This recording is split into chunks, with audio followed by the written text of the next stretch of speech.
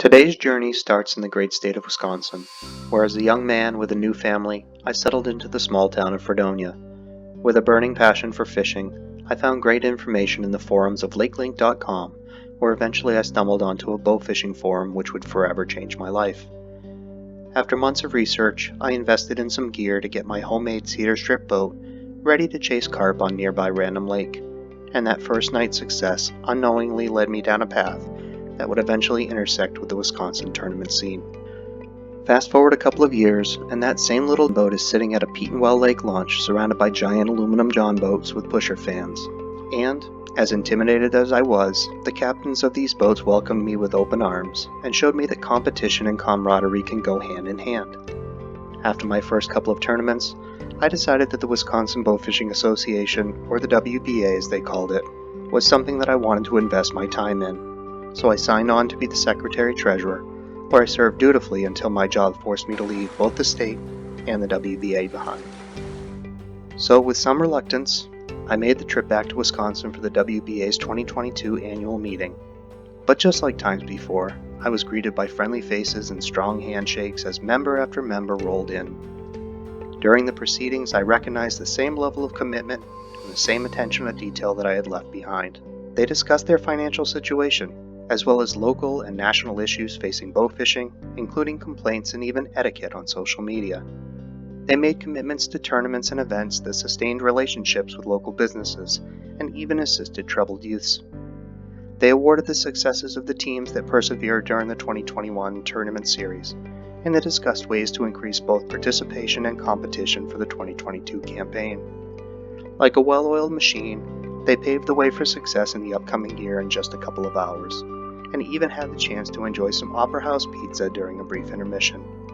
Then, when the meeting adjourned and the members started filtering out of the venue, I had the chance to sit down with the WBA's president, Brandon Cole, for his take on getting involved and the benefits of joining your own local bow fishing organization. Hey guys, we have a special guest today on This Week in Bow Fishing. We're up in Wisconsin, and I'm sitting down with the president of the Wisconsin Bowfishing Association, Brandon Cole.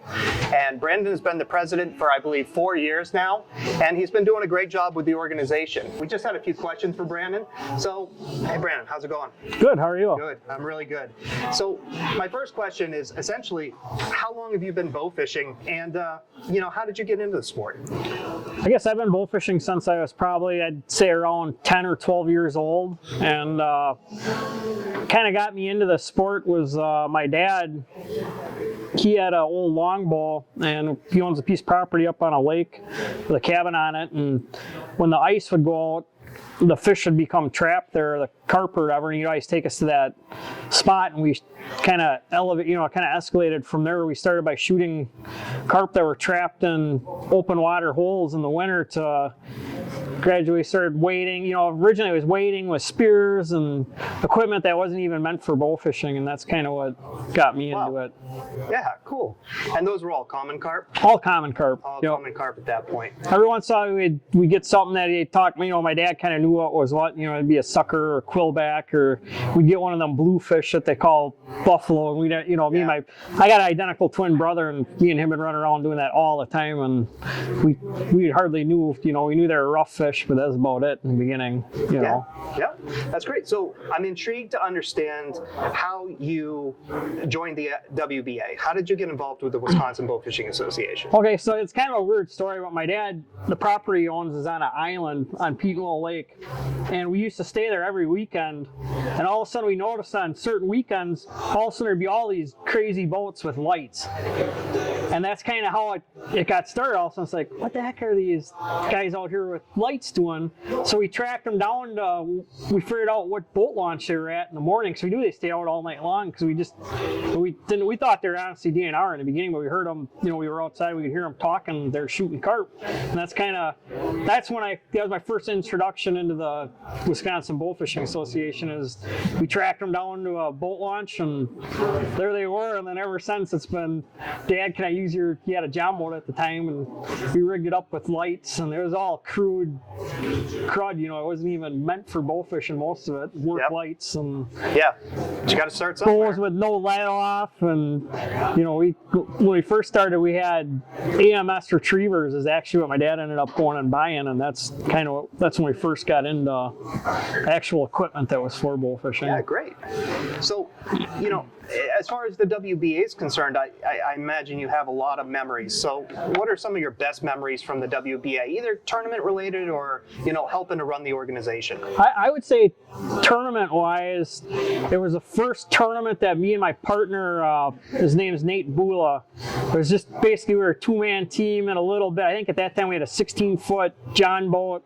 We were competing against guys that had 18-foot boats, and they were just, they were the masters at winning, and we actually ended up winning one tournament. Did you really? And that was probably my most memorable tournament I've ever had. Since then, we've won a lot of other tournaments, and I think we won one world championship, and honestly, the first tournament we won was the best feeling I've ever had in a tournament. That's amazing. Another thing, too, with the club, I really, now I'm president, but even before that, I was vice president for a year, and then I've always I'm kind of a guy that likes to help out, so it's kind of nice getting people into the sport of bow fishing. So, you just said, you like to help out, but what made you step up to want to help run the organization?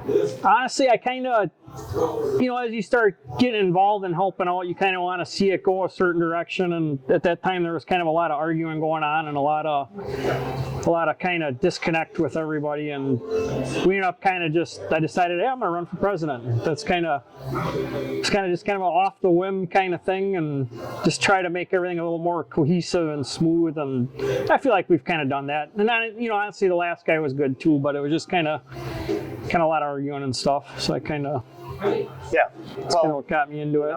I've heard good things, and it seems like the organization's running pretty smoothly at this point, so I think you're doing a great job.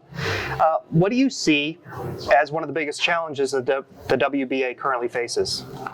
Probably legislation, because a lot of laws are passed regardless of the science behind it, whether or not you're affecting a certain fish species. And a lot of it is, and we have a lot of problems in like southern Wisconsin, and even starting to happen over by Green Bay, is a lot of very wealthy people are buying property. And as bow fishermen, we tend to be kind of noisy.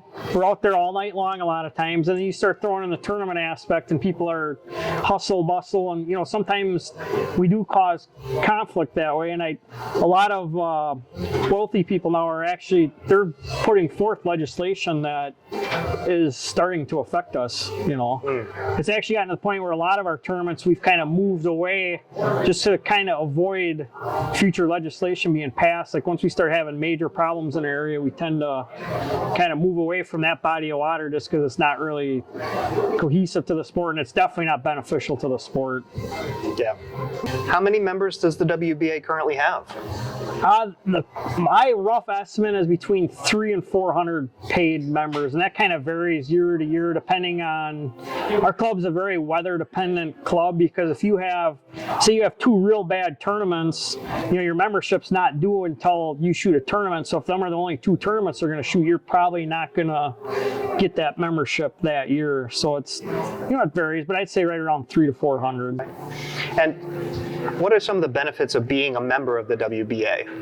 Some of the benefits are when someone tries to pass a new law that negatively affects what you're doing as a bull fisherman, we're there to fight it. And that's where a lot of your club money goes, is, we're constantly fighting battles. We actually won a court case here a few years ago where they were giving guys tickets just for being on the body of water.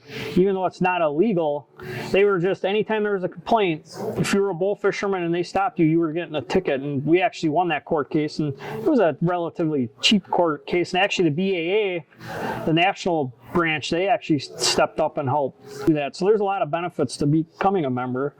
There's a lot of camaraderie goes with being a member too. We go to these tournaments, and you get to know a lot of people that you don't normally would never meet in your life. And so I think there's a lot of benefits to being a WBA member. It's nice to be surrounded by people that share the same passion as you. And we're not just about tournaments. Tournaments are our big draw. We also do we do a lot of kid events, and we do a lot of we go down to like a Madison Fish Expo every year, and we're a big part of getting people into bow fishing. So part of your membership, that funds are buying a booth so we can get other people interested in the sport, which is a very important part of why you should become a member. Yeah, I just recall, you had your annual meeting just a few hours ago, and I remember that at one point in the meeting, you indicated, let's earmark some money for that children's event where they don't have the proper equipment. So let's give them some money so that they can buy the proper equipment and they can be safer on the water. And I can honestly remember other situations where you guys have stepped up and done stuff like that in the past. So, the Wisconsin Bowfishing Association has been around, I believe, since the year 2000. Is that correct? Yep, correct. Now, you mentioned paid memberships. How can people become a member of the WBA? So we have two different ways. You can become a member by either showing up to a tournament, and then to shoot our tournaments, you have to be a member. But there is other options. You can go to WisconsinBowfishingAssociation.com, and through PayPal, you can be a member. So even if you're not from the state of Wisconsin necessarily, which a lot of our members are actually from Minnesota or Iowa, that's how big a draw we have with people, because we have that Mississippi River, and a lot of our members actually aren't Wisconsin members, which is kind of a cool thing. Yeah. We're a real strong organization, and we got guys, I think we have some Michigan members too that come every once in a while. Yeah, that's fantastic. And the cost to become a member? The cost to become a member is $20, and we actually lowered that by $10 at our last annual meeting. We felt like we were kind of scaring away some of them younger teams, and by making you have to be a member to shoot our tournaments, that allows a lot of them younger teams to, these high school kids don't necessarily have all that much money to throw around. They've pretty much got enough money to get there, enter the tournament, and pay for gas. So right. We've kind of lowered, and that really increased our tournament participation too. Yeah. One other thing that I caught from the meeting earlier is that you're going to be hosting a big fish contest this year? Yep, we're going to be hosting a big fish contest, and if you're a WBA member, we're going to give away $250. So you can look up on our website, we'll have a flyer posted, and as long as you're a WBA member, you can be part of that big fish challenge. And then also the guy that won it last year, his name is Bill Hoyt. He was actually nice enough, he donated his money from last year, his prize winnings, so that's going to be added to the pot, so that'll be $500, which will be a nice thing, and we'll have that on our Facebook page. That's fantastic. And I think the fish weighed 42.5 pounds. Yeah, right around 42.5 pounds. It actually was the biggest fish shot in the AMS Big 20 tournament. Oh, so that was really valuable fish, wasn't it? Yeah, And I don't know if you guys, anyone that knows Bill Hoyt, he is in that tournament, he's the king of, him and his team, they're the king of shooting big fish. I hate to say it. They know what they're doing. The Carp Unlimited team is pretty much the kings of almost any tournament they go to. They're kind of like the Aaron Rodgers of bow fishing. Yeah, they're really good. When it comes to that tournament especially. Yep. I don't like competing against them, and honestly, Brandon, I don't like competing against you either, because you definitely hold your own out there. We can do all right. Yeah. All right. So, Brandon, thank you very much for spending some time with us today. We really appreciate you taking this time, and congratulations on your success with the WBA, and good luck in the future. Thanks for traveling all the way from Missouri. Yeah, it's great. Thank you.